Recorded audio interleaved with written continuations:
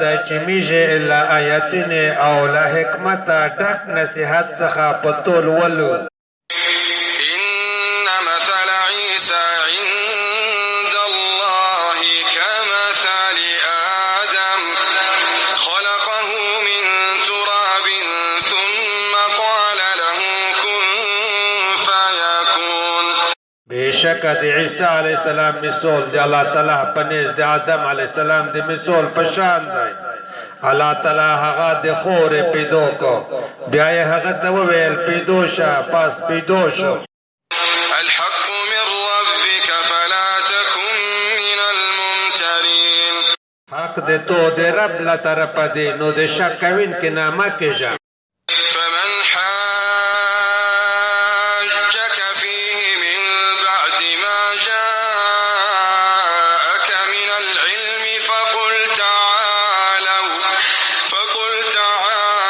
ندع أبناءنا وأبناءكم ونساءنا ونساءكم وأنفسنا وأنفسكم ثم نبتهل فنجعل لعنة الله على الكاذبين. نو څوک چې د عیسی علیہ السلام په باره کې د تو سره جګړه کوي ورسته له دې چې تو ته علم حاصل شو نو ته ووایه روڅئ چې میژرو وبولي خپل زامن او د توسې زامن او خپل ښځې او د توسې ښځې او خپل ځنینه او د توسې ځنینه بیا به په زارۍ سره دعا وکړو نو په دروغجنې به د الله تعالی لعنت ووایو. إن هذا لهو القصص الحق وما من إله إلا الله وإن الله لهو العزيز الحكيم. بیشک همدا حق بیان دی او نشته هیڅ برحق معبود مگر صرف الله تعالی دی او بیشک صرف الله تعالی ډیر غالب شه حکمت ولدی.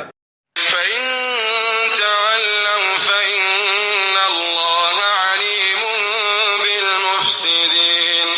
نو کچېرې دوی وګرځېدل نو یقینا الله تعالی په فساد کوونکي ښه پوه دی. قل يا أهل الكتاب تعالوا إلى كلمة سواء بيننا وبينكم ألا نعبد